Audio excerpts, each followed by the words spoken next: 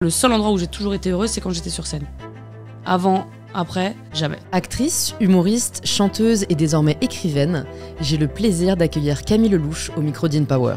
En fait, le travail, ça doit pas se voir. Ça te fait pas peur, le sommet? Les gens étaient vraiment présents et je pensais qu'ils m'aimaient. Tout le monde a disparu. Ça m'a tellement fait de la peine. Il y a des blessures dont on ne guérit jamais. Camille s'ouvre sur les violences qu'elle a subies à l'adolescence. Ah, tu morfles un peu. Je rencontre ce mec et 4 mois après, je perds 15 kilos. Comment on remonte la pente? C'est dégueulasse. Ça m'a fait beaucoup de peine. Je me souviens avoir dit à un proche, je sais pas pourquoi, je sens que c'est lui. Comment on aime de la bonne manière? Qu'est-ce que j'aurais fait sans elle? On t'aimera jamais quand un enfant peut t'aimer. Jamais. Comment se reconstruire? Comment réussir à aimer à nouveau? Quels enseignements souhaite-t-elle transmettre à sa fille? Tout a toujours été décuplé. Donc quand j'étais triste, j'étais terriblement triste. Et c'est vrai que je les faisais souffrir. Parce que j'étais tellement malheureuse. Tous les 15 jours, j'avais des angines blanches parce qu'en fait, mon foie, il pourrissait, quoi, très clairement. Comment t'es sortie de l'alcoolisme? Ça, c'était le jour le plus sombre de ma vie. Qu'est-ce que t'aurais fait si ta maman avait pas été là? Je sais pas si j'aurais fait déjà. Et je suis ravie de vous inviter à rejoindre ma conversation avec Camille Lelouch. L'épisode qui va suivre est un super épisode. Comme beaucoup d'épisodes d'InPower, je l'espère. Peut-être que vous avez déjà écouté d'autres épisodes et peut-être que vous n'êtes pas encore abonné à cette chaîne. Je sais qu'on n'y pense pas toujours, mais ça prend que quelques secondes et ça peut vraiment soutenir le podcast. Donc si jamais, juste avant de commencer, vous pouvez là appuyer sur le bouton s'abonner sur la plateforme que vous utilisez. Ça ne coûte rien, mais ça peut vraiment faire la différence. Donc par avance, un grand merci à toutes celles et ceux qui prendront le temps de s'abonner et de soutenir le podcast. Bonne écoute! Bonjour Camille. Bonjour. Bienvenue sur InPower. Merci de m'inviter. Je suis très contente de te recevoir. J'aime beaucoup recevoir en fait des personnes qu'on connaît sans vraiment les connaître. Et j'ai l'impression que tu fais partie de ces personnes-là. Donc la première question, écoute, que je pose à tous mes invités, c'est de se présenter de la façon dont ils le souhaitent. Alors je me présente, je m'appelle Camille Lelouch et je suis une artiste. Voilà, c'est mon métier. Ça regroupe tout ce que je fais. Sinon, ça fait beaucoup. Même si c'est vrai, je fais beaucoup de choses, mais ça peut paraître...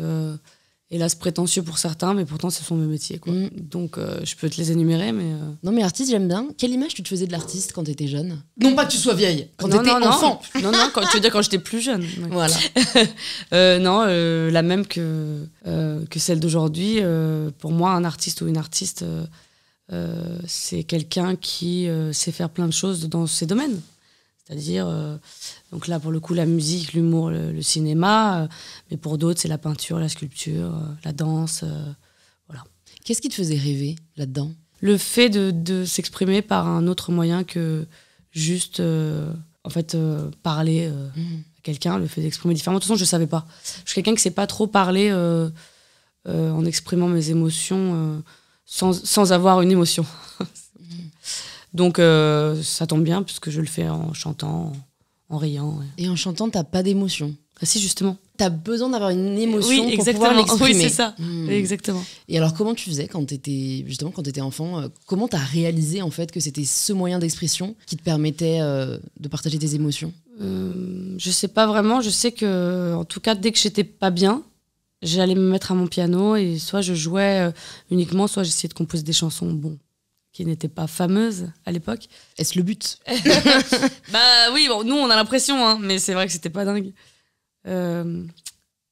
Oui, je pense que, en tout cas, mes souffrances, je les exprimais déjà en musique. Moi, il y a une phrase qui m'a interpellée au début de ton livre. Seul le mental compte à ce moment-là. Le mien est en acier, il me fait résister. Qu'est-ce qui fait que t'as un mental en acier? J'ai écrit ça, moi. Oui. Oui, je pense que j'ai un mental assez solide, sinon je pense pas que je serais là aussi apaisée et bien. Là, je pense que la vraie force et la vraie chance que j'ai eue, c'est d'avoir beaucoup d'amour de mes proches et de ma mère surtout.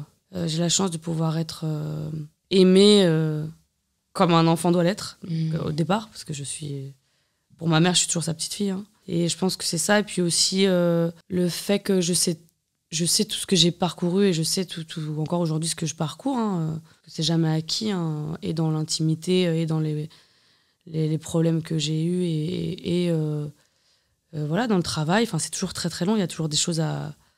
Voilà, il faut encore que je me prouve à moi-même parce qu'en fait, je pense pas que j'ai encore des choses à prouver aux gens parce que je le montre assez, mais à moi-même en tout cas. J'ai des choses à me prouver encore. J'ai pas vraiment répondu à la question, non? Qu'est-ce que t'en penses?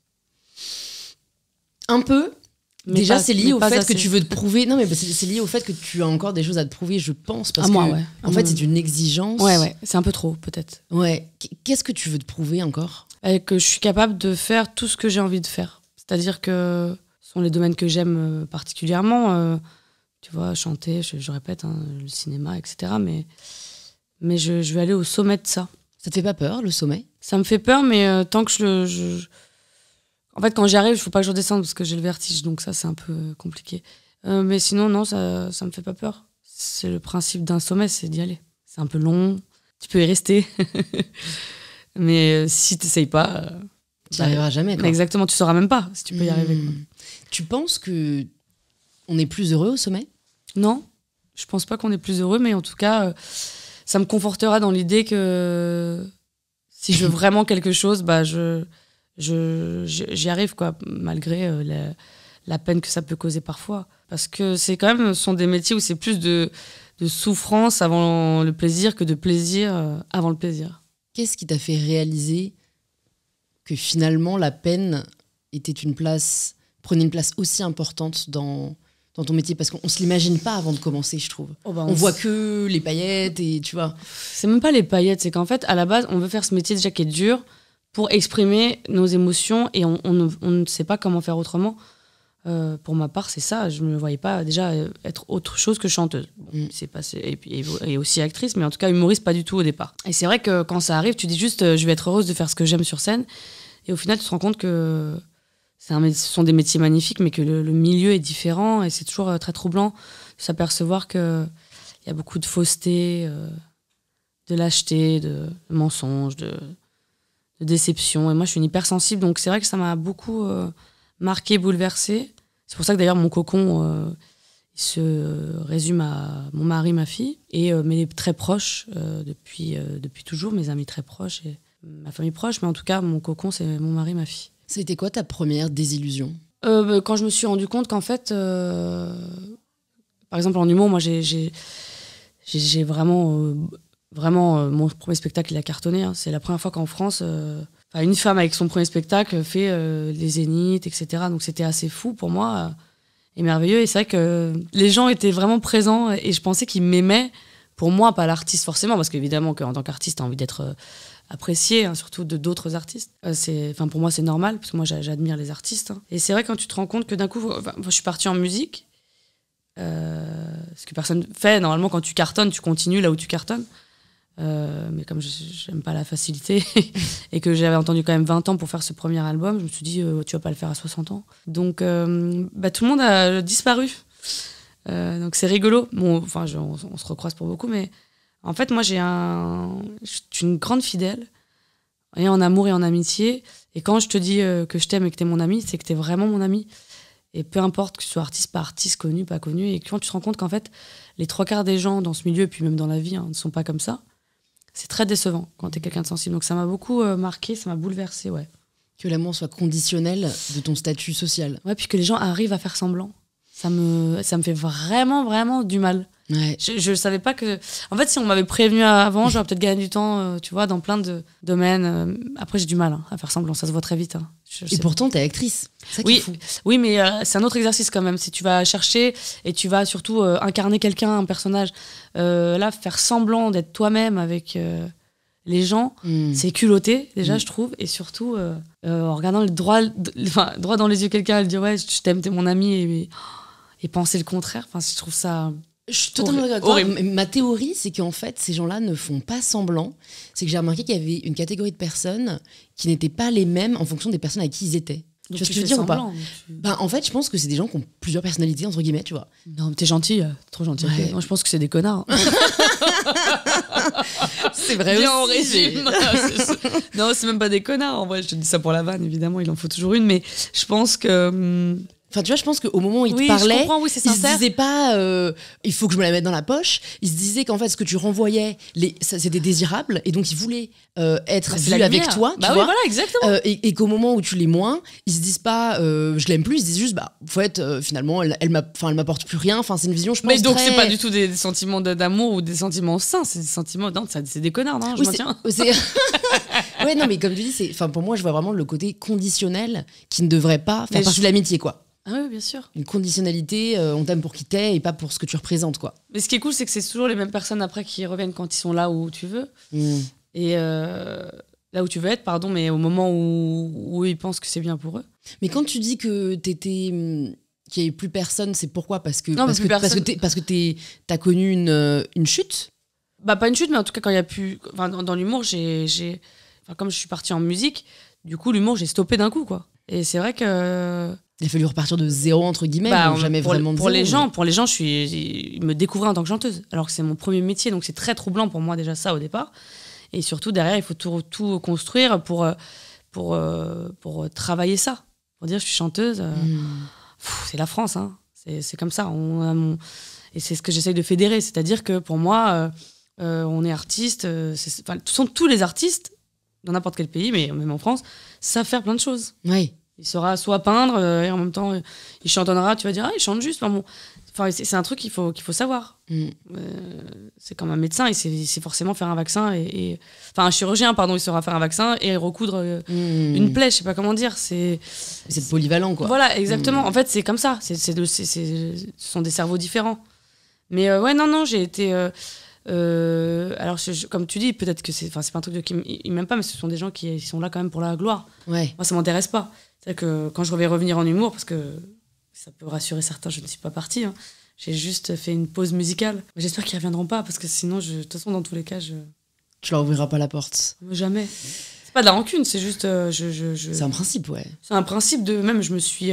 j'ai tellement donné, et maintenant, je suis dans... Enfin, j'ai même pas besoin d'eux. Et c'est juste que surtout quand j'aimais très fort, c'est comme, tu sais, une fin de relation en couple, c'est terminé. Mais il n'y a pas de haine, il n'y a pas de rancœur. Hein. Moi, je peux rire avec eux et aller au resto avec eux. Enfin, tu vois, si on se croise, il n'y a pas de problème. Mais ce n'est pas des gens que je veux fréquenter. C'est une question que je me suis posée en lisant ton livre. Tu parles du fait que ça a été difficile pour toi d'avoir des relations avec des hommes, notamment après ce premier partenaire violent. Ah oui. C'était quoi ta vie amoureuse, en fait, après E et avant B qui sont du coup les initiales que tu partages dans le livre? C'est une bonne question qu'on m'a jamais posée, mais il n'y en avait pas. Je peux pas appeler ça des relations amoureuses. T'appellerais ça comment? Déjà, essayer d'avoir une relation. La relation que j'ai eue avant mon mari, ça a duré 3 ans. Non, c'est quelqu'un que je respecte. Hein. Et je pense que j'ai beaucoup aimé, mais pas de la bonne manière. Je pense que ça a dû aussi lui faire du mal. Moi, je suis quelqu'un de très fidèle, donc il n'y avait pas un truc de je veux voir ailleurs ou quoi, j'ai pas ces trucs-là. Mais je pense que je ne l'ai pas aimé comme il fallait pour lui. Comment on aime de la bonne manière? Quand on donne déjà à l'autre ce qu'il veut, hein, c'est dans les deux sens. Mais quand tu n'arrives pas, même dans l'intimité, etc., c'est quand même... je pense que ça frustre et ça fait de la peine à la personne qui est en face. On vit tous ça. Donc voilà, c'est la seule relation qui a été, entre guillemets, saine, mais qui n'était pas suffisante et pour lui et pour moi. Ouais. C'est normal, j'arrivais pas. Ouais. J'essayais, je croyais, mais comme c'était bien, il n'y avait pas de haine, il n'y avait pas de violence, il n'y avait pas de tout ça, pour moi, c'était ça l'amour. Mais l'amour, c'est pas parce que tu as une relation, entre guillemets, normale que ça veut dire que c'est ça l'amour, également. Donc ça, tu le comprends aussi quand tu te soignes. Comment tu t'es soignée? Moi, seule. Hein. Non, au début, très jeune. Non, j'ai vu un psy ou 2, je sais même plus. Mais après, non, seule. Seule avec mon art. C'est pour ça aussi que j'avais beaucoup de choses à dire, je pense. Que ce soit avec le livre, ou que ce soit avec la musique, ou que ce soit en humour. J'en ai parlé dans tous les domaines. Je me suis pas encore exprimée sur la violence au cinéma. Je voulais jouer d'ailleurs mon propre rôle, mais je sais pas si j'y arriverai, je sais pas si je sortirai indemne de ça. Donc je réfléchis si je joue mon propre rôle et qu'une réalisatrice ou un réalisateur... Andrea Bescon, que j'ai reçu sur InPower, qui est vraiment phénoménal. Je sais pas pourquoi, je vois vraiment cette personne travailler avec toi. Ah ouais, c'est gentil, il faudrait lui demander. Soit ça, et on arrive à me diriger, soit, je sais pas, il faudrait quelqu'un d'autre, mais c'est vrai que si c'est moi, ça veut dire que je me serais exprimée de toutes les manières. C'est sûr. J'aurais fait mon deuil de tout, mais bon, le corps, je pense, c'est ce qui est le plus violent. Donc on verra. Andrea. Si elle nous écoute, j'en suis sûre. Voilà, si elle nous écoute. Et si jamais cette relation que tu as eue avant là, celle avec ton mari, c'était la seule, on va dire, saine, elle ressemblait à quoi les autres? Et pourquoi tu penses que tu n'arrivais pas à nouer des liens amoureux? Parce que rétrospectivement, maintenant, tu sais pourquoi? Je réfléchis, les autres, il n'y en a pas eu. Mais du coup, tu étais célib quoi, de 20 à 30? Et Non, mais fine, j'ai hein. rencontré- Enfin, moi, je trouve ça très bien de le dire aussi. Non, j'ai fait des rencontres quand même. Hein. Ouais. Ouais, j'ai fait quand même des rencontres, oui. Et pourquoi ça n'aboutissait pas Après, plus, en quoi. fait, j'étais déjà. Je pense que j'étais tellement malheureuse que j'en devenais méchante. Je pense que j'ai rencontré des garçons. En fait, comme il n'y avait pas forcément un truc qui me plaisait au premier abord, qui me révulsait, mais je pense de par mon traumatisme, j'étais pas très gentille. Et c'est fou d'ailleurs. Ils aimaient bien se dire, putain, elle est pas très gentille. Mais en fait, je te parle pas bien, en fait, donc tu devrais pas avoir envie de parler avec moi. Mais il y avait rien, c'était pas une vraie relation, quoi.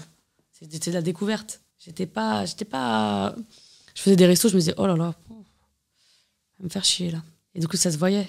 Enfin, tu vois, je sais pas comment dire, j'étais pas délicate. Parce que peut-être que c'était inconsciemment une vengeance, mais bon, il y en a pas eu beaucoup. Hein. Il y en a pas eu beaucoup. Et puis de toute façon, déjà, je voulais pas qu'on me touche. Donc, déjà, ça réduit le fait d'avoir une relation. Et puis, on était quand même entre 20 et 30 ans, une époque, tout le monde veut se rencontrer pour avoir des rapports sexuels. C'est pas vraiment des relations que les gens veulent au premier abord. Et moi, je suis un peu une romantique, je suis en mode, non, d'abord, on va aller au restaurant, tu vois. Et du coup, c'est au resto. En vrai, c'est en parlant aux gens, pour moi, que tu te rends un peu compte de ce qui peut se passer.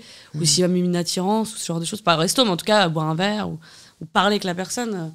Ou sinon, il faut être déchiré et tu te souviens pas de ce qui s'est passé. Ce qui peut arriver aussi, mais... Non, j'ai vraiment... C'est d'ailleurs, tu me mets face à ma réalité. C'est que j'ai pas eu de vraie relation... Non. T'étais pas émotionnellement disponible? Non, jamais. C'est la première fois que je sens que je suis connectée vraiment à quelqu'un absolument et que j'aime comme ma moitié. Vraiment, hein, que je sens qu'il y a un truc. Ça veut dire on pourrait même...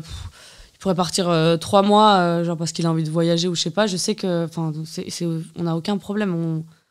En fait, on s'aime très... En fait, c'est très sain. Parce que tout n'est pas basé sur de l'attirance ou ce genre de choses. On est sur un rapport de confiance déjà absolue. Et on communique et il y a un truc très sain on se dit vraiment les choses, surtout lui, comme du coup, par rapport à mes métiers, il va pas me dire... il va pas prendre des gants comme quand on parle à un artiste, comme un réalisateur ou comme... Voilà. Donc j'ai envie de lui dire, non, tu parles à l'artiste ou à ta meuf, là, en fait. Et souvent, c'est un peu cash, mais en vrai, c'est ce qui me fait du bien. J'ai besoin de ça, moi. Faut pas trop qu'on me caresse dans le sens du poil, sinon je peux rester dans mon lit comme ça pendant 3 jours. Non, j'ai besoin de quelqu'un qui me secoue quand même. Ça t'a fait peur quand tu as réalisé que tu l'aimais et que c'est finalement la première personne que t'aimais de cet amour-là? Alors en fait, c'est très étrange, mais ça va paraître très cliché, mais quand je l'ai rencontré, tout de suite, je me suis dit, je le connais depuis longtemps. Enfin, c'est bizarre, il y a un truc hyper naturel dans notre... juste la manière dont on se parle, c'est hyper sain en fait. On se parle plus comme un couple qui a déjà été ensemble que comme un début de relation où il n'y a pas ce truc trop de... Il y avait la séduction un peu, mais c'était pas l'essentiel. Je sais pas comment dire, c'est trop bizarre à expliquer. Et je me souviens avoir dit à un proche, je sais pas pourquoi je sens que c'est lui.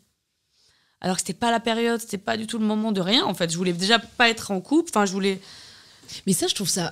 C'est bizarre. Intriguant. Ouais, c'est très intriguant parce que quand les gens te le racontent, tu es en mode oh, ça va. Ouais. Non, mais pas tellement le fait que tu aies eu l'impression de le connaître, parce que ça, je pense que ça existe vraiment, mais le fait que tu ne souhaitais pas être en couple. Je veux dire, c'est tellement une injonction de la société de se caser et de, comme tu dis, rencontrer une moitié, que ça m'interpelle que toi, tu n'aspirais pas à ça. Oui, sachant qu'en plus, j'étais pas. J'avais 35 ans, quoi. Donc, tu vois, c'est un âge où t'as. Tu voyais tous tes potes se mettre en couple. Oh bah, ça faisait longtemps. Moi, ma meilleure amie, on est amies de 26 ans. Donc, elle a 2 enfants qui sont très grands déjà. 13 ans, 14 ans, enfin, je sais plus. Et ma filleule, elle va me dire, mais... On l'embrasse. Voilà. Et ma filleule, 10. Bon, je sais même plus. Elle va me tuer. Mais ouais, c'est des grands enfants. Mais tous mes amis ont des enfants. Je suis marraine depuis très longtemps. Ma grande filleule, j'ose même pas, en fait. Je crois que ça m'angoisse. 14 ans, 13 ans. Bon, je sais plus. Bon. Et en tout cas, oui, mes amis ont eu des enfants depuis très longtemps, à 25, 26 ans. Et moi, j'avais trop de choses à régler. Hein. Qu'est-ce que tu avais à régler?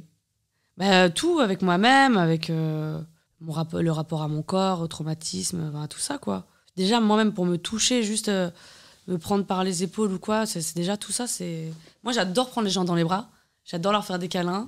J'adore, moi, en tout cas, avoir ça. Mais quand on me le fait, ça dépend qui. Par exemple, mon petit frère, ça va. Mon mec, ça va. Ma fille, elle peut me sauter sur la tête, il n'y a aucun problème.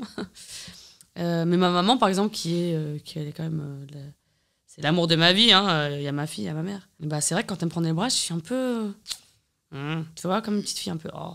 Alors que j'adore, mais c'est bizarre. Et moi, j'adore la prendre moi dans les bras. C'est très bizarre. Ça a commencé quand, la difficulté avec ton rapport au corps ? Alors déjà, avant de vivre des violences, moi j'ai été très très maigre. Je suis hémétophobe, j'ai la phobie de vomir, donc je me suis fait soigner pour ça. J'ai vraiment vu une psychiatre spécialisée. J'étais très très maigre et du coup, le fait d'avoir peur de vomir, en fait, ça m'empêchait de manger. Donc j'avais des grosses phases anorexiques où, par exemple, tu vois un blanc de poulet, je découpais en tout mini parce que le cerveau avait tellement enclenché le truc de si tu manges, tu vomis. Enfin, c'était un enfer. J'étais très très maigre. J'en parle dans le livre d'ailleurs. Donc ça, c'est le premier rapport au corps compliqué. Quand j'ai commencé à me sentir mieux, à grossir, etc., à être en bonne santé, quoi, je rencontre ce mec. Et 4 mois après, je perds 15 kilos. 4 mois après. Donc je redeviens très maigre. Et là, c'est très dur. Donc, puis par rapport aux mots que j'avais, je suis avec un squelette. Je veux pas être violente là dans les mots, mais bon, en gros, je couche avec un squelette, enfin, ce genre de choses. Et c'est des choses qui m'ont après marqué. Grâce à Dieu, aujourd'hui, je peux vous dire que j'ai moins la phobie. J'adore manger, mon corps le sait. Il n'y a plus de maigreur. Bien loin de ça. Mais ouais, j'ai toujours un rapport à mon corps. Même là, ça fait 17 mois que j'ai accouché. Tu vois, je suis bien dans mon 34, mais en fait, dans mon corps, pas du tout. C'est plus mon corps. J'ai toujours eu un rapport avec mon corps particulier. Parce que là, tu vois, c'est pas comme avant. Tu vois, il y a eu un moment avant la grossesse, avant l'amour, je faisais du sport 5/7. Je mangeais très très bien, mais parce que ça me plaisait. C'était d'avoir une vie très saine, surtout quand t'as sombré un peu, tu vois, dans l'alcool, ce genre de choses. T'as envie d'avoir un truc très sain.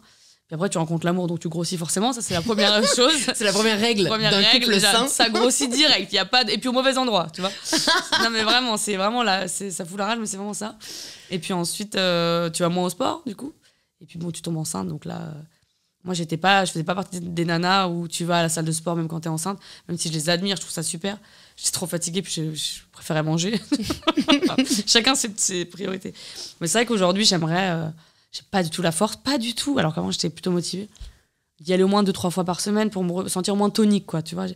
Et puis, j'ai 37 ans, donc il n'y a pas d'excuse, mais ce que je veux dire, c'est que c'est pas la même motivation, c'est pas la même... Mais il faut que ça revienne, quoi. Parce que ça, c'est un truc qui fait que si je suis bien dans mon corps, ça se voit vraiment que je suis bien avec les autres, tu vois.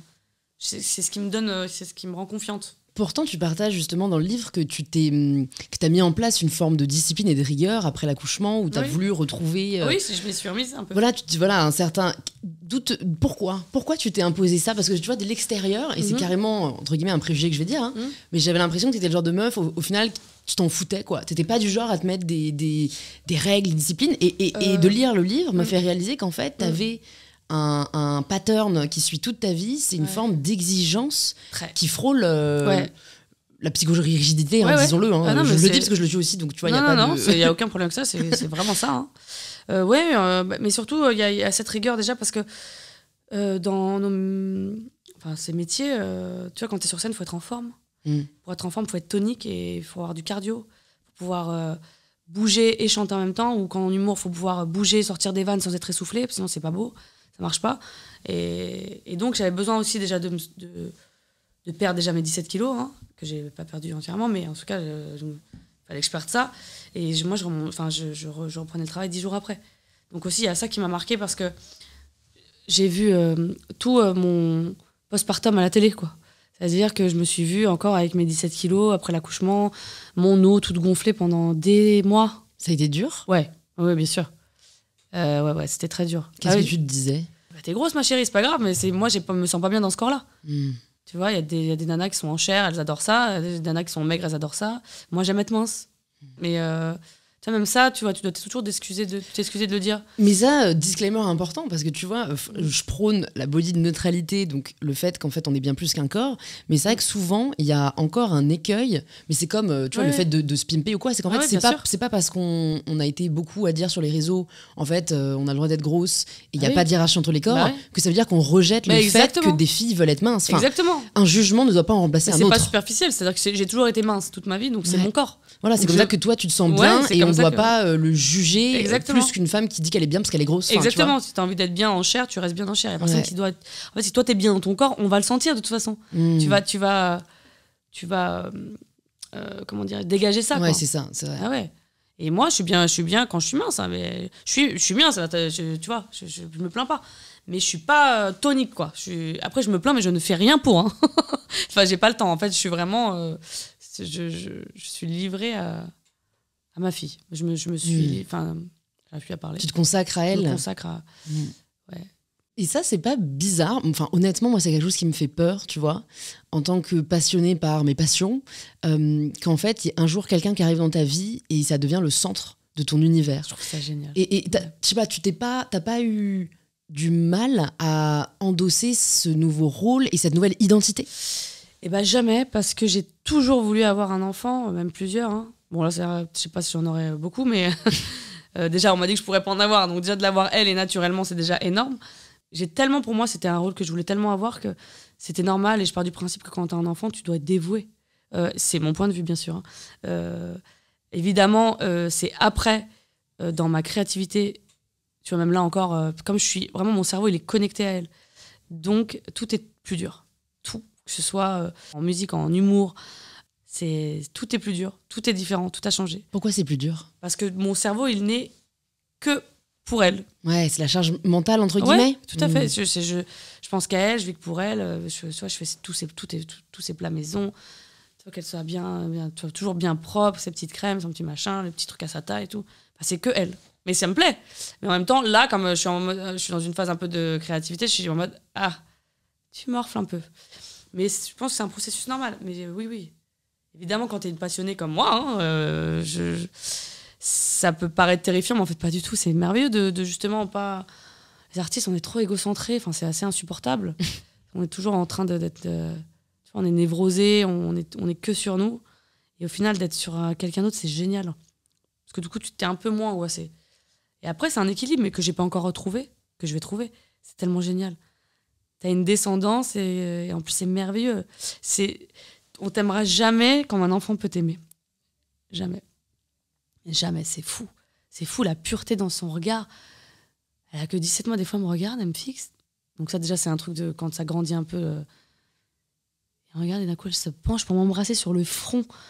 Elle est comme ça. Et je me dis, mais qu'est-ce que tu fais? En fait, tu vas me briser le cœur d'amour. Tu vois, c'est fou. C'est fou, tu sais, avant, avec mes vidéos, je me moquais des mamans, mais gentiment, toujours. Après, il y a toujours celle en premier degré. Mais tu vois, sur le caca, l'odeur, le machin, le truc, elle nous emmerde avec tous leurs trucs. Je suis exactement pareil. En fait, toutes les mamans, on est gaga. C'est vraiment... Je souhaite vraiment à toutes les femmes qui veulent être mères, parce qu'il y en a qui veulent pas, hein. Je comprends pas, mais je respecte. Tu vois, parce que c'est vrai qu'en fait, je pense que si elles étaient mères, elles se rendraient compte de se dire mais pourquoi j'avais dit ça avant? Parce que j'ai une amie qui voulait pas être maman du tout, qui n'aimait même pas trop les enfants. Et je dis mais en fait, dans mon ressenti, dans mon hypersensibilité, je disais mais c'est impossible. En fait, je disais qu'en te voyant, t'es forcément maman. T'es trop pure pour pas avoir... Pour pas connaître cet amour. Ouais, c'est pas possible. En fait, je sais que elle a vécu des choses difficiles. Je pense qu'elle a aussi des traumatismes qui font que. Et un jour, elle me dit non, mais j'en aurais pas. Et je lui dis tu racontes ta vie, ça se trouve dans un an, t'as un gosse. 1 an après, elle avait un enfant. C'était pas prévu, il y avait pas de truc. Et elle me dit aujourd'hui, mais qu'est-ce que j'aurais fait sans elle? Donc en fait, je pense que il y a beaucoup de femmes qui n'en veulent pas, et je comprends. Je respecte. Mais il y a aussi beaucoup de femmes qui ont vécu des choses. Et qui se sont murés derrière ça. Et pour moi, non, en fait... j'ai ce truc-là de petite fille, en fait. Pour moi, une femme, ça doit pas... Enfin, si, pour moi, si. Alors que non, hein, tu veux pas, et je respecte, hein, vraiment. Mais c'est tellement merveilleux. Franchement, après, je comprends, il y a des gens qui veulent pas abîmer leur corps, qui veulent pas se dire... j'existerai plus, je dois donner ma vie à quelqu'un d'autre. C'est vrai, hein, tu dors plus, enfin, ça... tu vas te réveiller pendant plusieurs années à 7h du matin, quoi. Tu vois, c'est sûr que ça, c'est le pire truc. J'avoue, c'est le seul truc. Tu sortiras pas, toi, ce soir, ma fille. Mais c'est trop beau. Quand tu vas grandir, tu auras ta meilleure amie ou ton meilleur ami. Je trouve ça génial. Moi, c'est le seul être qui va pas te trahir, qui t'aimera toujours, peu importe ce que tu fais. Vraiment, c'est génial. Qu'est-ce que ça t'a appris sur toi, d'être mère? Ça m'a appris que je suis assez incroyable. non, Ça, mais... tu le savais déjà. Non, ça m'a appris que je suis une bonne maman, en fait. Je pense que j'ai tout l'amour que j'ai envie de donner depuis toutes ces années. Bon, je le donne à l'homme de ma vie, j'espère que c'est lui, hein. L'homme que j'aime, mais vraiment beaucoup plus à ma fille. C'est tout l'amour, les bisous que je veux donner en permanence. Même si ça la gonfle, bah, elle les prend quand même, quoi. Enfin, tu vois, les bisous, les câlins, je lui parle, je lui dis à quel point je suis fière d'être sa maman, qu'elle est incroyable. Enfin, c'est vrai, en plus, elle est maligne déjà. C'est angoissant. 17 mois, elle a même pas 2 ans de vie. Tu vois, c'est genre... elle voit tout, elle regarde tout. Je la vois au parc et je vois toutes les autres petites filles de ses mois. Donc elle a 1 an et demi presque. Et elle parle pas. Et elle, je la vois parler, elle regarde les oiseaux alors que tu sais, elle court. Enfin, tu vois, elle est un peu... Enfin, elle est... Je crois que je suis dans la merde. Elle est hypersensible, je crois, elle est quand même. Si c'est une artiste, je suis vraiment dans la merde. Pourquoi ? Bah, parce que je vois ma mère avec moi. Bah, je suis dans la merde. Hein. Elle va vouloir faire tout. Ah bah, je vais la ramasser un peu, quoi. Qu'est-ce qui te fait peur dans l'hypersensibilité pour elle ? Bah, tout. Tout va la toucher, les gens ne comprendront pas. Tout. Mais bon, je vais la préparer. Enfin, je ferai ce que je peux, quoi. Ouais. Pour lui dire, Comment on prépare quelqu'un à la vie ? Je pense qu'il faut beaucoup communiquer et surtout pas mentir, même quand c'est des enfants. Tu vois, le truc qu'on nous faisait, oui, ah bah, tu vois, papy, il est parti au ciel. Non, papy, il est mort, en fait. Je vais pas dire comme ça. Mais non, papy, il est mort, il a crevé, en fait. Il a fait un arrêt cardiaque, plus de papy, ciao. Non, mais dire, en fait, voilà, il y a la vie, il y a la mort, et il faut expliquer les choses. Et je pense que les enfants sont bien plus intelligents que les adultes. On les fait passer pour des niais, mais en fait, il faut les préserver, les protéger, mais il faut leur dire la vérité. Déjà, ça, c'est déjà quelque chose de pas mal. Sur quoi on t'a menti quand t'étais enfant qui t'énerve ? Ah bon, c'était pas... Je sais pas... Le Père Noël ? Ouais, Ah, c'est dur, hein. Ah, la trahison. En fait, c'est pas ça. C'est qu'en fait, en plus, c'est mon cousin. Oui, enfoiré. On se sait. Mathias, on le sait. Qui un jour m'a dit, mais tu sais... parce que lui, il avait su et il voulait pas être tout seul. Ah ouais. Dans sa merde. Dans sa merde. Et il m'a dit, non mais tu sais, il n'existe pas le Père Noël. Je dis, bah si. Il m'a dit, bah non, en fait, dans ton KGB, tu vois, dans ton KGB chez toi. Et bah va voir, bah, t'as vu tout ce que t'as commandé. Voilà. Je me souviens que j'avais commandé une poupée qui faisait dans ses cheveux de la pâte à modeler. Ouais, de la pâte à modeler. Ouais. Tu te souviens de ce truc ? Je me souviens. Et du coup, je suis allée voir. Et il y avait cette fameuse poupée. Et j'ai dit à ma mère, tu m'as trahi. Ouais. C'est dur. Mais j'y ai cru en plus très tard. Ça, et moi, par contre, ça, j'avoue que je pourrais pas faire autrement, mais la petite souris, c'est beaucoup trop mignon. Parce que la petite souris, ils zappent. Et un jour, ils ont 15 ans et tu dis, au fait, la petite souris, ouais, bah, elle n'existe pas. Bon, ça va. Tu vois, mais le Père Noël, il y a un truc un peu traître. Bah ouais, en fait, je pense que c'est la désillusion aussi d'un monde magique, meilleur, qui existe ailleurs, tu vois. Tu le vois avec son traîneau, comme ça, s'envoler. Il vole, tu vois, c'est un truc réalisé qu'en fait, personne ne vole, c'est un peu dur. Personne n'a de super pouvoir. À part les gens qui se droguent à haut niveau. Voilà, drug is bad for you kids. Voilà, disclaimer. Oui, c'est vrai, c'est mauvais. C'est mauvais. Et tu ne voleras pas. Et voilà. Sur quoi ? Parce que je trouve que tu as travaillé sur beaucoup de névroses et de traumatismes. Ouais. Bravo, déjà. Merci. Qu'est-ce qui te reste à travailler, que tu n'as pas encore guéri ? Beaucoup de choses encore, en vrai. Je vais beaucoup mieux sur plein de choses, mais en fait, je pense, le fait, tu vois, on en parlait au début, mais de pas accepter... en fait, ça va être contradictoire, mais moi, quand j'aime, je te dis j'aime vraiment et sincèrement. Et le fait que les gens ne soient pas comme moi, ça me fait beaucoup de peine. Tu vois, qu'ils ne m'aiment pas au même niveau, etc. Et en fait, j'en avais parlé avec plein de gens, mais tu peux pas forcer quelqu'un, ou même la personne en face de toi, elle n'est pas forcément dans la capacité humaine et même dans sa sensibilité de t'aimer comme toi tu l'aimes, et d'être fidèle comme toi tu l'aimes, et d'être généreux comme toi tu l'es. Tu vois, et il faut que je l'accepte. Et c'est un truc que j'arrive pas encore à... Je trouve ça dégueulasse, en fait. Je trouve ça injuste. Et c'est un truc qu'il faut que je soigne. Enfin, tu vois, en fait, ils t'aiment pas. Sincèrement, ils t'aiment pas sincèrement. Ou elle, non, ou elle... Tu vois, j'ai plein d'amis que... C'est des gens que j'aime encore, tu vois. Et tu penses que c'est une question d'amour ? Je me demande si c'est pas juste une question, comme tu le disais, de... Capacité. En fait, ce n'est pas parce qu'ils ne manifestent pas l'amour de la même façon que toi, tu le manifestes, ou que toi, tu l'attends, que cela signifie qu'ils t'aiment moins. Mais pour moi, quand même, quand t'aimes, tu manifestes un peu. Hein. Ah, mais bien sûr, tu manifestes un peu. Mais il y a une différence entre manifester un peu, ce qui est genre, faut avoir des standards, les gars, il est meuf. Mais il y a aussi, en fait, par exemple, ce qui, toi, te paraît hyper important. J'en avais parlé parce qu'avec mon ex, pour le coup, c'était un truc genre, moi, la solidarité, c'est un truc, mais ultra important. Genre excessivement, tu vois. Et donc, en gros, il est refusé un moment de prendre mon parti. En fait, je l'ai quitté. Genre, Pour ça. ah ouais, je lui dis, mais en fait, c'est une honte. En même temps, je peux comprendre. Voilà, et en fait, on s'est remis ensemble parce que j'ai fait un travail sur moi, parce qu'en fait, il m'avait tellement montré qu'il m'aimait par d'autres façons. En fait, il avait le droit de pas être d'accord. Que voilà, en fait, il avait le droit, pour lui, juste de pas vouloir prendre position, et ça ne remettait pas en question l'amour qu'il me portait, alors que moi, je l'avais pris comme un, en fait, t'es même pas capable de me défendre, enfin, genre, c'est en dessous de mes standards, ciao, tu vois. Ouais, je comprends. Et en même temps, ouais.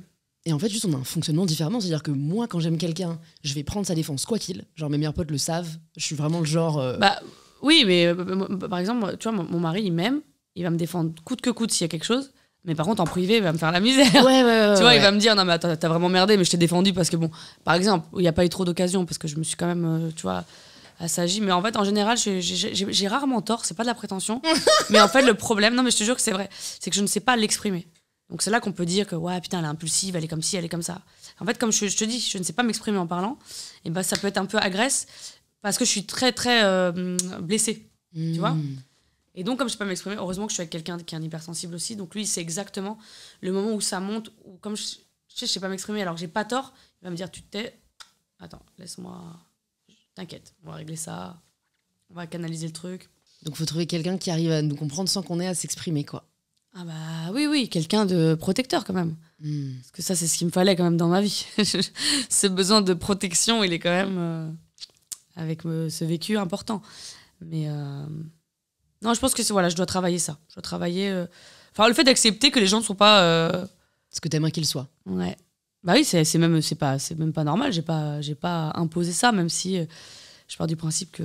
Après, aujourd'hui, je m'en fous. Moi, j'ai mes amis de toujours qui m'aiment toujours et qui sont toujours là. Et c'est des amis, je te dis, de plus de 25 ans. Ce sont les vrais, ceux qui me connaissent, qui m'ont vu dans tous mes états, heureuse, malheureuse, alcoolisée, énervée. J'ai jamais fait semblant de rien. Tu vois. Mais il y en a d'autres aussi qui ont vu ces phases-là et qui sont quand même... Mais c'est comme ça. Mais il faut que j'accepte, tu vois. Ça va venir. Ça y est, j'ai bientôt, tu vois, j'approche de la quarantaine. Mais ça fait toujours du mal parce que moi, je suis pas comme ça. En fait, c'est parce que je suis pas comme ça, je pense. J'essaye. Ouais. Faire semblant, mais je sais pas, j'arrive pas. Est-ce qu'il faut Je suis pas sûre qu'il faille. Non, j'arrive pas. J'essaye de faire semblant, j'essaye de dire on va essayer de bonjour. Non, je sais pas faire. J'arrive pas. Est-ce qu'avec le recul, dans les périodes de ta vie où t'as vraiment été malheureuse, t'arrives à identifier des schémas ou les raisons qui conduisaient à ce malheur ? Je pense que, comme tu dis, peut-être que déjà très jeune, mais je n'ai pas été détectée hypersensible, mais c'est vrai que déjà mes parents ils ont divorcé, j'étais très jeune, donc déjà ça, premier truc qui m'a un peu traumatisée. J'avais genre 10 ans et demi, 11 ans. Ah ouais. J'avoue que ça c'est... Tu t'y attendais pas du tout. 10 ans, c'est vrai que de toute façon on peut rarement l'anticiper. Hein. Bah, même s'il y avait des disputes, il y en a eu des grosses, mais je pense que les principales n'étaient pas devant moi, mais quand ma mère m'a dit je veux divorcer, ça j'avoue que je m'attendais pas. J'ai pris comme une grande trahison de ma maman, alors qu'en vrai, juste quand t'aimes plus, faut avoir des coronesses quand même, ou des ovaires bien solides pour quitter quelqu'un. Mais après, c'est vrai que j'ai toujours été, en fait, comme j'ai ce truc d'hypersensibilité, tout a toujours été décuplé. Donc quand j'étais triste, j'étais terriblement triste. Quand j'aimais, c'est ridicule en vrai, mais que ce soit en primaire, au collège, quelqu'un secrètement. Moi, j'ai jamais été la jolie fille, j'étais toujours la. J'en parle dans mon spectacle en humour, même si ça y est, maintenant il a 3 ans, mais je dis que j'étais une mi-moche. Tu vois ? C'est-à-dire que je peux à la fois être très fraîche et à la fois, je suis normale, quoi. Tu vois ? Je suis basique. Et si tu veux, toutes mes copines, moi j'étais donc très maigre et tu vois, très, très petite, pas de poitrine, etc. Et toutes mes amies, en général, c'était des bombes atomiques. Avec déjà des formes de la poitrine, machin, et tous les beaux gosses, machin, ils allaient vers elle. Et en fait, comme moi, j'étais la drôle, parce que c'était ce qu'il me fallait pour exister, et à la fois, je me protégeais, je me cachais derrière ça. Du coup, aucun mec n'aurait pu se douter, en tout cas, aucun jeune garçon aurait pu se dire elle est amoureuse de moi, et j'aurais jamais osé, parce que j'aurais eu trop honte de me dire, putain, il va dire qu'est-ce qu'elle veut, la mi-moche, là. Enfin, tu vois, c'est pas ça, mais peut-être pas, en vrai. Peut-être que aussi j'impressionnais parce que je faisais rire, on se disait je veux pas aller vers elle, mais non, j'étais pas ouf. Non, mais c'est vrai que je sais pas. Là, j'adore, il y a aucun rapport avec la question. Non, mais ouais, alors c'est normal, je fais ce qu'on appelle des digressions. Ouais, et en fait c'est un peu des trucs de suréfficient. Que c'est en ça que je dis hypersensible, et du coup tu vas me poser une question. Mais du coup, ces périodes-là où t'étais heureuse, c'est quoi ? C'est les périodes où tu faisais rire ? Ou au contraire, t'étais malheureuse et tu camouflais avec... Les périodes... Oh là, mais en fait, faut que tu me donnes un... Dans le temps petite, jeune... Eh bien, j'ai envie de dire... donne-moi j'ai envie de dire la période... Sinon, moi, mon cerveau, il va trop loin. Ouais. J'ai envie de dire la période entre 19 et 30 ans. Ah ouais, là, non, alors là... La vingtaine. Je trouve que c'est une période très difficile où t'es un peu jeté dans la nature en mode, ça y est, tu es adulte, bonne chance. Non, alors depuis les violences, non, heureuse, non. Non. T'as jamais été heureuse? Non, je pense que j'avais l'impression parce que je riais, j'étais avec mes amis, je faisais des trucs, mais je me suis rendu compte que j'étais heureuse quand j'ai rencontré mon mec et que j'ai eu ma fille. J'ai dit, c'est ça le bonheur, en fait, c'est ça. Donc en fait, ça fait 2 ans. Ouais. Ça, je le dis. Je le dis pas mal. D'être vraiment heureuse, quoi. C'est la vraie définition du bonheur. C'est de recevoir beaucoup d'amour, du vrai, et d'en donner à des gens qui te le rendent. Donc c'est ce dont on parle depuis le début. La réciprocité. La réciprocité. Et... Qu'est-ce qui t'a fait tenir alors, tout ce temps? Mes amis, ma famille. J'ai toujours aimé faire rire, et puis mon public, surtout. Parce qu'on n'en parle pas là, mais ça me fait rire quand je reçois des messages. Ça me fait sourire. Ouais, tu m'as sauvé, tu me sauves, merci. Mais eux m'ont beaucoup, beaucoup, beaucoup aidé. C'est pour ça que je faisais beaucoup de vidéos avec les gens, que je suis montée sur scène, que... en fait, donc je te mens, là, parce que le seul endroit où j'ai toujours été heureuse, c'est quand j'étais sur scène.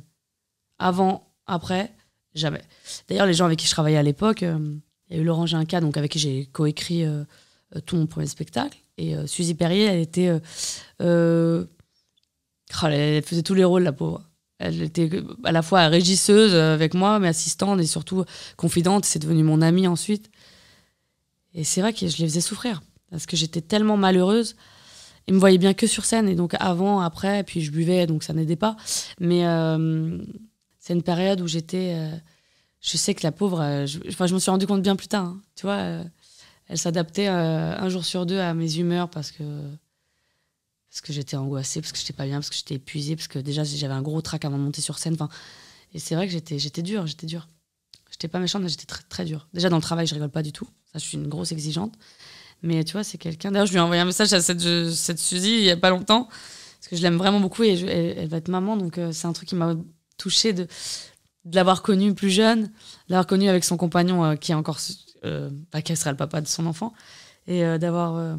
su ça, et du coup elle m'a envoyé une photo enceinte. Enfin, c'est comme une sœur, ça m'a touchée. Je parle d'elle parce que vraiment elle m'a vue, vraiment elle, dans des états terribles de tristesse, de crise d'angoisse. Je me souviens d'une fois où j'étais tétanisée et puis fatiguée parce que je travaillais quand même sur scène, j'étais 6 sur 7. Enfin, j'ai fait beaucoup de surmenage, je travaillais beaucoup parce que, comme je te dis, c'était le seul endroit où j'étais heureuse, en fait. Parce que je me suis dit, il y a quand même eu des moments quand même, oui, sur scène. Et je me suis souvenue d'une fois recroquevillée où elle m'a pris comme ça dans ses bras.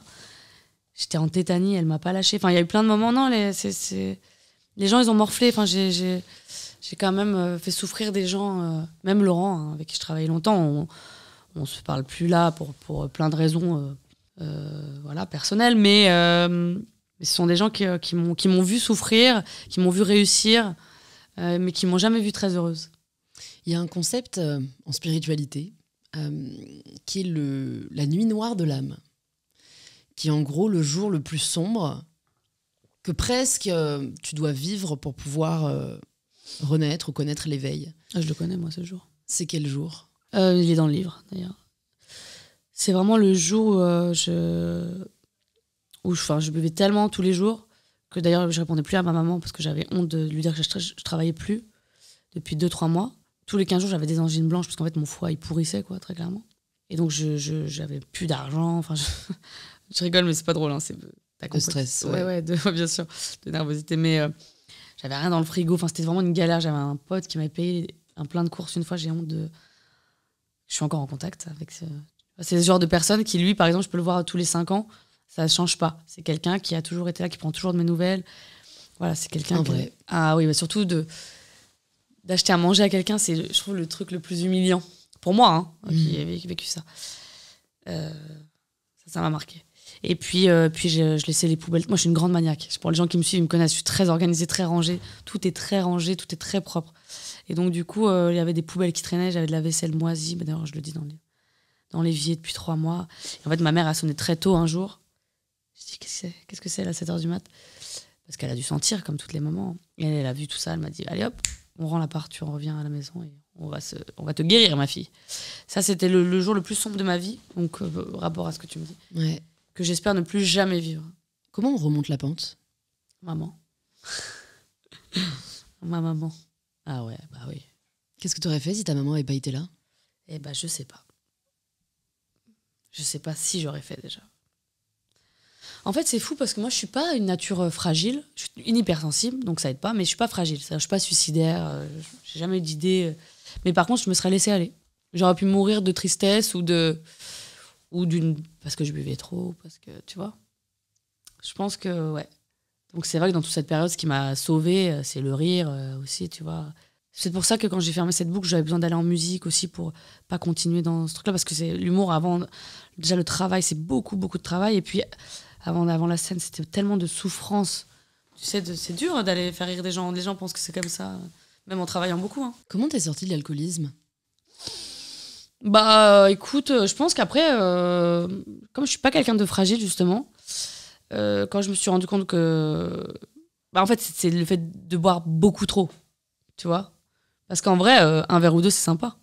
T'arrives là à te... Ouais, oui. Parce que j'ai reçu Jérémy Ferrari sur le Oui. podcast, je vous invite à écouter l'épisode. Il a été très transparent, je le remercie encore. Il s'est totalement livré sur ce qu'il a traversé. Et lui disait, bah non, en fait, moi, c'est plus jamais de ma vie, je touche à une goutte. Parce que, Oui, je comprends. voilà, je pense que ça dépend. En effet, Après, mon but, des c'est de plus boire du rapportés, tout dans ma vie, mais ça viendra, tu vois. Mais là, par exemple, je bois une fois par mois 2 verres. T'arrives ouais, à maîtriser. Ouais, enfin, c'est pas du tout. Avant, c'était une priorité, dans tout. Puis, comme je te dis, j'ai une petite fille, j'ai envie qu'elle ait une maman qui soit saine. Donc, c'est pas. Tu vois, là, j'ai pas vu depuis, je sais pas, 2 semaines, 3 semaines. Enfin, j'ai pas. Je compte parce que c'est un réflexe, mais j'ai pas le truc de. T'as pas l'addiction, quoi.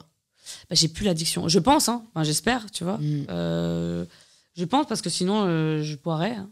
Et comment t'as fait pour t'en détacher de cette addiction? C'est-à-dire qu'à partir du moment où ta mère vient te chercher, qu'est-ce que tu fais? T'arrives à devenir sobre du jour au lendemain? En fait, comme je suis chez ma mère, bah, du coup, j'ai pas le choix. Hein. Il y a déjà que ma mère... moi, j'ai mes parents, même mon père, enfin, personne boit. Hein. Chez nous, il n'y a pas ça. Il y a même la clope, tu vois. Il n'y a pas de tout ça. Donc, je suis chez ma maman. Et surtout, en fait, ce qui m'a fait...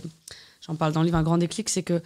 En fait, moi, j'allais donc chanter le soir parce que bon, j'étais malheureuse et j'ai jamais chanté à jeun dans un piano-bar où j'étais toujours un peu empéguée, comme on dirait à Marseille.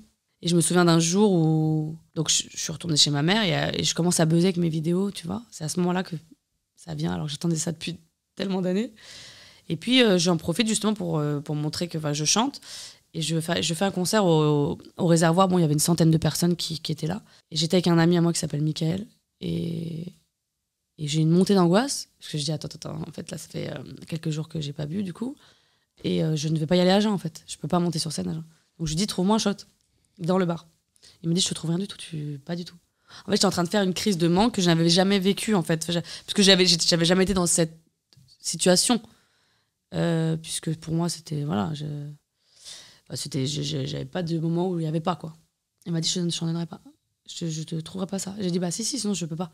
Et j'étais en sueur froide, comme un malaise vagal, sur une chaise, je me souviens toute ma vie. Il me faisait de l'air, il me dit, je vais te faire de l'air, tu peux vomir ce que tu veux. Et j'avais des nausées comme si j'avais bu, c'était horrible. Et j'ai dit, mais je vais pas y arriver. Et donc je suis descendue, et c'est fou d'ailleurs, moi je suis très croyante, hein. Moi je crois en Dieu. Et au bar, alors que la salle elle est bondée, il y a personne à ce moment-là. Et je dis, j'ai trouvé moi quelqu'un. En fait, c'est pas possible. Et en fait, je me rends compte que ma jambe droite tremble. Mais genre... vraiment comme quelqu'un d'alcoolique hein.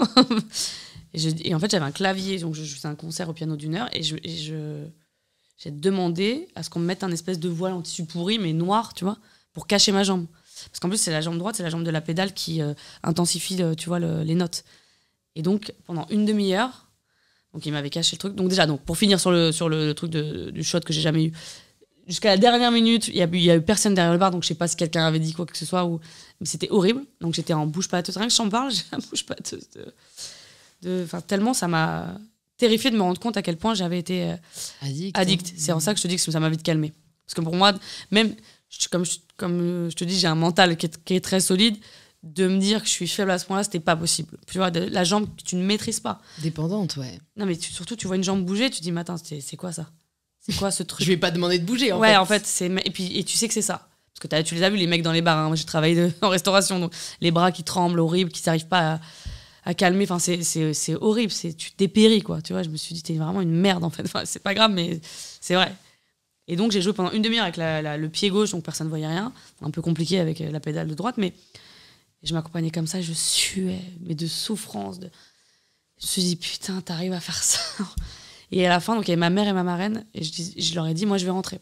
J'avais envie de vomir, c'est comme un sevrage, quoi. Ouais. Et là, j'ai dit, ah là là, t'as un gros problème, en fait. C'est de là que j'ai tout calmé. Il y a eu des soirées, évidemment, où je m'en mettais. Je m'en suis remise après, hein. Mais ça n'avait rien à voir. Ça n'avait rien à voir. Il y a eu un avant et un après. Oh là là, mais c'est incomparable, même ça se voit physiquement. Je fais plus jeune maintenant qu'il y a 10 ans. J'étais toute boursouflée. J'ai encore des vidéos où tu vois que je suis boursouflée de... Ça boit, quoi. C'est dégueulasse. Ça me dégoûte de me voir comme ça, tu vois. Et puis j'ai tellement tout enfoui, tout caché. Moi, j'ai toujours voulu qu'on me voit la nana hyper drôle, hyper... c'est de la protection, hein, parce que les gens sont méchants aussi. Mais tu vois, j'ai toujours voulu qu'on me voit drôle, quoi. Faire des conneries, faire des grimaces, enfin, tu vois, toute la journée. Je voulais que les gens soient heureux. Je me suis dit, s'ils sont heureux, bah, moi, ça ira. Tu vois. Et au final, au bout d'un moment, ça te rattrape, tu vois. Nous sommes que des humains. C'est pour ça que j'ai décidé aussi de tout dire, tu vois. Ouais. Et c'est comme ça que s'appelle le livre. C'est comme ça que s'appelle le livre, ouais. Et je trouve que c'est bien parce qu'en fait, aujourd'hui, je suis très heureuse, je le redis. Et puis, je trouve que j'ai un devoir pour toutes ces femmes, jeunes, moins jeunes, et ces hommes qui ont vécu ces choses, que ce soit l'alcoolisme ou que ce soit les violences, les pervers, les moments de doute aussi dans leur travail, les moments très heureux. Parce que là où j'étais le plus heureuse dans ma vie, c'est quand mes grands-parents étaient vivants. J'étais une petite fille. Alors là, c'est là où j'ai été le plus heureuse. Ensuite, pas trop, mais que sur scène avec mon public. Et aujourd'hui, évidemment, avec mon mari, ma fille, et évidemment, chaque fois que je suis sur scène. Parce que c'est l'endroit où les gens me connaissent, et là où je suis le plus à ma place. Tu pleures plus de tristesse ou de joie? Aujourd'hui? Oh, de joie. Oh, de joie. C'est quand la dernière fois que t'as pleuré? Il y a 2 heures. Ah, c'est vrai? Ouais, c'était plus un relâchement. Ouais, c'est marrant parce que ça faisait longtemps que j'avais pas pleuré. Ouais, il y a 2-3 heures. Pourquoi? Parce que c'est beaucoup quand même, tu vois, ce livre, cette sortie, je dis beaucoup de choses, et en fait, j'ai tellement parlé, je me suis dit, mais t'as pas lâché, ma fille? Et donc, j'ai lâché. J'ai lâché pour pas lâcher. Tu vois, j'ai beaucoup pleuré, moi, en télé, en interview, etc. Donc, t'as les gentils qui disent ouais, c'est une hypersensible. Donc, puis moi, je dis je pleure. Mais c'est vrai que trop pleurer aussi, c'est pas bon. Même si des fois, j'ai pas le choix. Donc, je me suis un peu endurcie. Voilà. C'est marrant, on sent que tu veux vraiment pas montrer de forme de vulnérabilité. Comme si c'était un aveu d'échec. Tu m'as bien cerné, et pourtant, j'ai quand même dit et montré pas mal de choses. Mais oui, je me protège toujours derrière un truc. Mais qu'est-ce qui te gêne dans la vulnérabilité? Le mot. Le mot est moche. En fait, je pense que c'est un truc lié, tu sais, tu vois, quand je voyais ma maman pleurer, ça m'a tellement fait de la peine sur des choses... tu vois, même quand elle est triste, ou même quand j'ai perdu mes grands-parents, de voir sa maman pleurer, qui perd ses parents, j'aimais pas. C'est horrible pour moi de voir ça. Et en fait, je pense que c'est un truc comme ça qui fait que... Alors que c'est super de pleurer. Et puis, en plus, je suis vraiment culottée parce que tous mes proches ou les gens qui m'entourent, j'arrive à toujours leur faire sortir leurs émotions et les faire pleurer. Je dis, mais chial, ça fait du bien et tout. Pour le coup, je suis vraiment une grosse hypocrite. Les cordonniers sont les plus mal chaussés. Ouais, mais j'aime bien aider, moi. C'est pour ça que je fais tout ça. Je le fais pas... le livre, c'est pas pour moi, parce que comme je sais, pour ma fille et pour les autres, mais c'est plus pour les autres que pour moi, en fait. Parce que moi, ça y est, j'ai vécu tout ça, mais je me suis dit de le dire encore. Après, je te dis, j'ai encore pleuré il y a 2 heures, mais c'est juste pour... je sais pas. J'ai évacué comme je pouvais, mais là, j'ai un devoir, quoi. En tant qu'artiste, parce que je suis pas psy, je suis pas politicienne, je suis pas coach. Et je vais bien, parce que des fois, je reçois des messages de coach de vie. Non, mais tout va bien, les chéris. Je vais bien. Je suis très heureuse, tout va bien. Mais c'est vrai que oui, j'ai encore du travail à faire, mais comme tous les humains du monde, hein. Ouais. Je trouve que ça va. Ouais. J'ai encaissé pas mal de trucs. Maintenant, laissons la place un peu au plaisir, à la joie, au bonheur, à l'amour. On est déjà dans un monde compliqué. J'ai quelques dernières questions pour toi. Je me demande, entre la personne que tu es publiquement et la personne que tu es personnellement, est-ce que tu as l'impression parfois qu'on te perçoit différemment de ce que tu es? Tout le temps. À part les gens qui me connaissent, qui me suivent. Oui, bien sûr. Qu'est-ce que les gens ne savent pas de toi? Je le dis beaucoup, mais je pense que je le dis beaucoup parce qu'on m'a pas on m'a pas laissé le choix. C'est que, en fait, je travaille tellement que ça se voit pas. Et du coup, ça m'a beaucoup parasité. Surtout en humour. L'humour, c'est surtout, le mien, il est très populaire et je suis très fière de ça. Moi, je suis une banlieusarde, qui je suis très fière je suis très fière d'avoir grandi à Vitry-sur-Seine et je suis vraiment une fille du peuple, quoi. Et ça me plaît, sauf que dans certains métiers ou dans certains même professionnels du métier, en fait, ça m'a handicapée que ça se voit pas. Tu vois, je sais pas comment dire. On t'a jugé sans te connaître et sans savoir le travail que t'abattais, quoi. À part les gens avec qui je travaillais. Et puis après, les gens se sont aperçus. Parce que quand tu vas voir un spectacle d'1h30, quand même, tu te rends bien compte qu'il y a du boulot. Mais en fait, le travail, ça doit pas se voir. C'est en amont beaucoup, beaucoup de choses. Mais ça doit pas se voir. Et ça m'a handicapée dans plein de choses. Tu vois, je te donne un exemple tout con. Et puis surtout, le fait que je sois toujours en train de rire avec les gens, tu vois, d'être détendue, enfin tu vois, ça je sais que j'ai changé ça parce que du coup j'en ai marre d'être trop gentille, généreuse si c'est pour que derrière on me dit, tu vois, ça ne convienne pas, c'est agaçant. Et je te donne un exemple. Donc, ce producteur m'excusera, hein. C'est un directeur de production au cinéma. J'ai joué dans un film qui s'appelle Brillante. Ce sont des femmes de ménage qui ont des vies particulières. Et d'ailleurs je suis enceinte à ce moment-là et je le sais pas. D'ailleurs c'est fou et je pleure avec Céline Salette, que j'adore et que j'embrasse. Je dis à Céline, tu sais, j'aurais peut-être jamais d'enfant, c'est horrible et tout. Et je suis enceinte à ce moment-là, c'est fou d'ailleurs. Bon, bref, c'est petit aparté. Bon, c'est-à-dire que je pleure et je suis enceinte. C'est du génie en vrai. Mais, bon. Et du coup, sur ce film, j'ai une scène où je dois jouer un moment où je suis bourrée. Okay. Et donc, je préviens toute l'équipe, même s'ils s'installaient, ils faisaient une mise en place, et je dis, je vais déjà rentrer un peu dans la phase où je connais bien, hein, c'est un état que je connais bien. Et donc, j'avais des clopes à fumer, mais j'ai dit, je suis désolée, je vais les fumer déjà là, je vais me mettre tu vois, dans un truc un peu de vraiment, je vais commencer à envoyer, quoi. Et donc, ça dure 10-15 minutes, tu vois, ils s'installent. Je tourne une prise, 2 prises, 3 prises, donc je pleure en même temps, je dois tituber, je dois bouger, je dois me rasseoir, tu vois. Tout est... Et en fait, le dire de prod va voir, je sais plus, la maquilleuse ou le coiffeur, enfin, je sais plus, pour dire, elle a bu. En fait, derrière le combo, il a dit elle a bu. Et donc, moi, comme je suis quelqu'un qu'on aime bien quand même, elle vient me voir en me disant, tu sais que le dire de prod, il a pensé que t'avais bu. J'ai dit, mais c'est alors à la fois hyper flatteur et à la fois hyper vexant. Ouais. C'est-à-dire que quand je travaille, il faut toujours que ce soit autre chose. Et ça, c'est toute ma vie comme ça. C'est pour ça que ça a toujours été plus long, plus dur. Et c'est ce qui m'énerve le plus, tu vois. Et c'est ce que je trouve dégueulasse, que j'ai horreur de l'injustice. Et donc, je suis allée voir cette personne et je lui dis, dans ce sens-là, je vais te remercier. Il me dit, mais pourquoi? Parce que tu pensais que j'avais bu, si tu veux, je peux te faire sentir mon haleine. Je dis comme ça, mais tu sais, très... il s'est mis dans un état. Qui t'a dit ça? Il s'est mis à hurler. Je lui dis, mais t'énerve pas. Je lui dis, c'est pas grave. Et ça m'a vraiment, vraiment fait beaucoup de peine parce que... C'est tout du mérite, quoi. Ça veut dire que c'est horrible. Je jouais tellement bien que pour lui, c'était pas possible. C'est ça, en fait. Et ça m'arrivait dans plein de trucs. Et c'est dégueulasse. Ça m'a fait beaucoup de peine. Bah, le succès fera... J'avais dit à mon agent, elle était énervée. Je me suis dit, c'est pas possible. Quand est-ce qu'ils vont remarquer? C'est toujours ça. Je travaille beaucoup, mais je travaille pas quand j'arrive sur le plateau. Le succès se chargera de faire du bruit. J'espère bien, mais c'est vrai qu'en fait, moi, c'est pour ça que je travaille beaucoup. Mais il faut que mon travail paye, en fait. Tu vois, c'est juste ça. Pas déjà avec tout ce que je fais, mais pas encore comme il se doit. Okay. Tu vois, je sens que c'est pas possible de...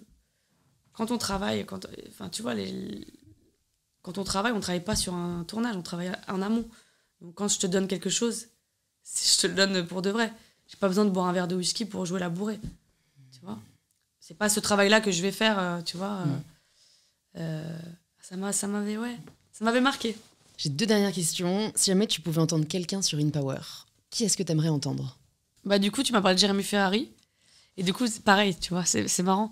Donc, je connais l'addiction qu'il avait, puis je sais que c'est quelqu'un de très franc qui parle beaucoup.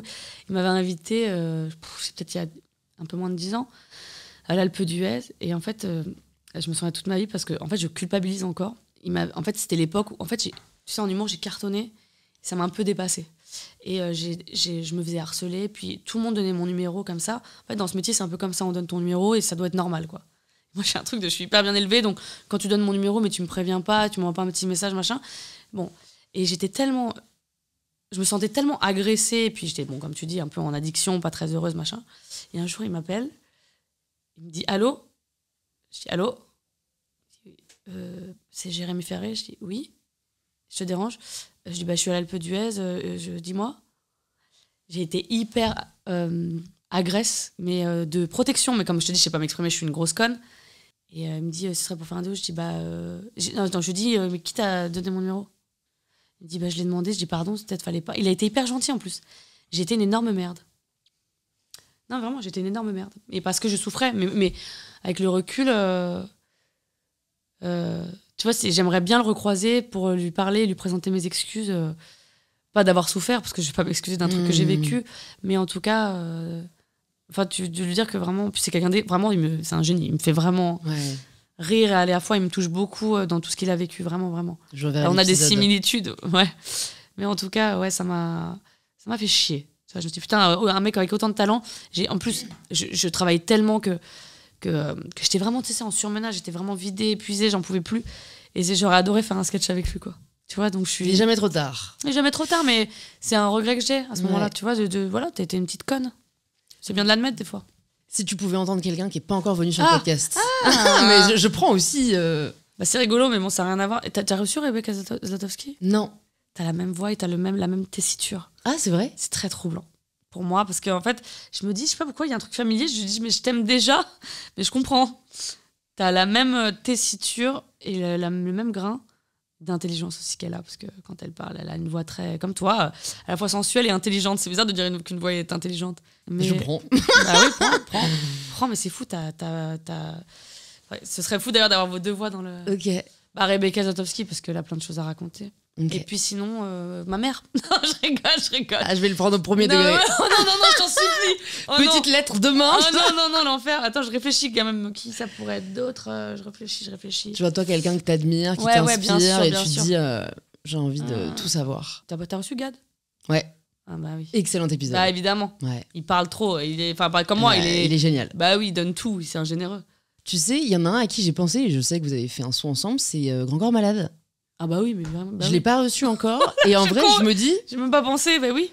Ça doit être quelqu'un qui a vraiment une histoire, tu vois, et des... Est-ce qu'il est Enfin, il est facile. Est-ce qu'on peut lui tirer les verres du nez, quand même ? Non, pas trop. Ah, putain. Non, c'est un défi, mais après, non, il te dira les choses. C'est un gentleman, et puis il est bien élevé. Mais non, je pense en plus, il a des livres. Il a plein de livres, il a plein d'albums, il a plein de choses. Non, mais c'est intéressant, en vrai. Je pense que t'as quand même une aura, hein, t'as un truc. Mais non, il te dirait des choses, et ça dépend de... C'est un grand timide, hein. Il est très pudique. Mais ouais, c'est pas con. Okay. J'ai même pas pensé. Et du coup, je vais te poser la question signature du podcast. Ça signifie quoi pour toi, prendre le pouvoir de sa vie ? Prendre le pouvoir de sa vie, comment dirais-je, se rendre compte de quoi on est capable et que tout ce qu'on fait, c'est puissant, c'est bien, et avoir confiance en ce qu'on fait. Je pense que c'est clair. Ouais. C'est assez clair. Il faut que tu l'appliques à toi-même, du coup. Oui, bien sûr. je savais qu'il y avait un truc qui n'était pas très cohérent dans ça. Non, mais si, tu le sais en théorie, mais pas en pratique. Oui, quoi. Je sais beaucoup de choses en théorie. Ouh là, je suis un génie en théorie. Hein. En théorie, je suis vraiment un génie. Ce sera ça le titre de l'épisode. Ouais. Camille Lelouch, je suis un génie en théorie. En théorie. Ouais, non, franchement, c'était super. Bah merci Camille, franchement c'était hyper chouette. Ouais, trop bien. Et j'ai vraiment aimé lire ton livre, honnêtement. Je lis beaucoup. Et en fait, j'avais pas envie de le poser. Quoi, je trouve que vraiment. Tu vois, c'est le meilleur compliment, c'est ce que je te disais. Pardon, mais on m'a dit. Ah ouais. On m'a dit dans les messages que quand tu veux y retourner. Ouais. Mais ça, c'est des livres, pour moi, c'est des romans que moi j'ai envie de. Ce que je disais, Joël Dicker ou moi, Marc Lévy. On a reçu Joël Dicker, si tu veux écouter. Il est trop bien l'épisode. J'adore cet homme. Ouais, tu vois, c'est ça, par contre, t'as envie de revenir. Ouais, c'est ça. Et bon, avec la non-fiction, c'est plus rare. Et vraiment, c'est ce que j'ai ressenti, quoi. Donc, je redirige tous les auditeurs, auditrices, tout te dire aux éditions Stock. C'est le meilleur compliment. Et pour les personnes qui veulent en savoir plus sur toi, si peut-être ils ne te suivent pas déjà. Là, voilà. Entre le podcast et le livre, je pense que derrière, vous savez à quoi vous en tenir. Voilà, et je mettrai ton Insta dans les notes. Et puis, j'espère à bientôt. Ouais, à bientôt, grave.